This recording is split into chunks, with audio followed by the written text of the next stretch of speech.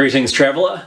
This is author Michael Botur reading to you from Crimechurch, the novel published by Rangitawa Publishing. I am reading to you from the section of Winston Bezuidenhout, who is trying to be the big man over in Australia, age 19, all by himself, finding himself out of his depth. This chapter is called King of Australia. King of Australia, boy, yeah! Got my guts, got my struts, got $100. Young, strong, I'm hung.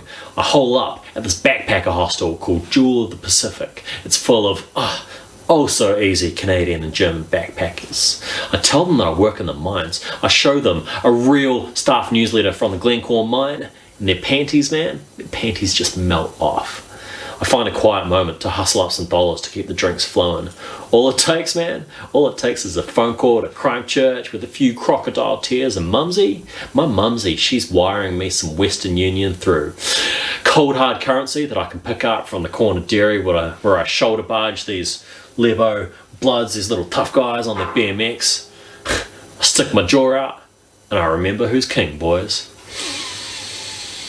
In the co-ed dorm, I got me a 60% chance of rooting every night, provided that I buy the booze, of course. Mumsy, she's flicking me 100 Kiwi dollars a day at first. Then I convince her to up it to Australian $100, which gives me a little bit of extra breathing room.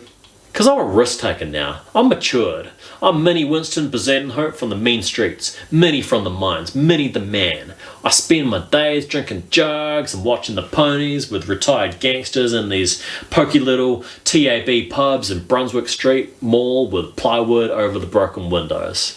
I'm Jack London up in the Yukon, alright? I'm a pioneer. I'm hot, I'm pretty, I'm dangerous. I get gauntlets of fire tattooed on my wrist. I get FTP on my neck for fuck the police. I strut shirtless through Queen Street Mall, through the Winter Garden, Broadway, head up, full of pride. I'm a poison arrow frog. Try me and get yourself hurt. I turn 19. Everyone in the hostel gets wasted on vodka and falls asleep, but it's not enough. These hippie tourists, they sound exactly like my brother Marty, asking why I'm proud of being white, saying that it's somehow ridiculous to be proud of something that I haven't even worked for, saying that I should be proud of anything else, be proud of my model trains, be proud of my mountain bikes, proud that I don't have leukemia. Honestly, man, civilians, all these cunts, fuck them. I haven't peaked. I need more danger. You know what I do? I head up to the roughest looking pub in Fortitude Valley, all by myself. Because hard men like me, hard men don't need their hand held. When my Glencore credit card gets rejected by the bartender, she realises that I'm a refugee run away from the mines, and she gets all motherly and sympathetic. Poor baby, she goes, squeezing my knuckles. Half the boys in this room couldn't hack the mines either. All the mines couldn't hack them. The bar, it's got one pole and one stripper. She's the single Sudanese lady on her own, spangled with pink and blue light. And bro, she makes my eyes bulge, man. I've never seen a black chick naked. But the pub's stocked with cunts so rough that it's not even out of the ordinary for them to have some tall black stripper in the corner doing her thing. There are finks around the bar. There are rebels in the corner with so many schooners I can't even see the table.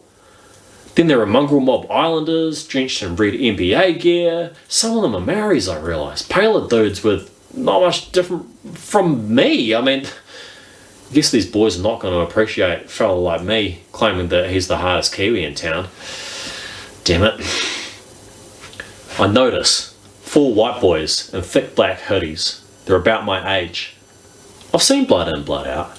I know that these guys have got to be my Peckerwoods, my brotherhood. Their skin, it's pale yellow which seems to glow in the dark as the stripper lighting hits it.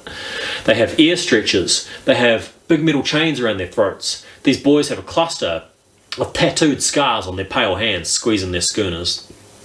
Who are those dudes? I shout at the barmaid over the oomph, oomph, oomph. They from the mines, do you know? Those boys are just recruiters. What, like recruiters from like Glencore, the mines and shit? Recruiters for their silly little war. Southern Cross soldiers them once. I spin my stall around and I gape at them. They have a spare seat. They catch me staring. Southern Cross? Yeah. Yeah, SCS, now I remember. Master Kyle. He told me to seek these guys out. Makes sense to join them. These boys, officially, their name, Nazi Lowriders, Great Barrier Chapter, Southern Cross Soldiers. It's pretty cool when they fist bump and their knuckle stars smash together. Shit, yeah. I mean, stars, space, because, like, we're part of nature, and man, I guess when I get back to Kiwiland, I'm going to make my own version of Southern Cross Soldiers, and we can have ferns and manuka or something, or like Pahuta Kawa on the logo. We make small talk for a while. Then we wobble out to their car, holding the walls for support. We drive, we mount the bridge, watching Brisbane's towers reflected in the water. Then we're on a highway that's 12 lanes wide in some places. We're zipping past factories and silos and smokestacks and cranes. Every kilometre there's another KFC or a Hungry Jack's or a Mickey D's or a Mecca, which is that new Lebanese halal takeaway that these boys are talking about firebombing.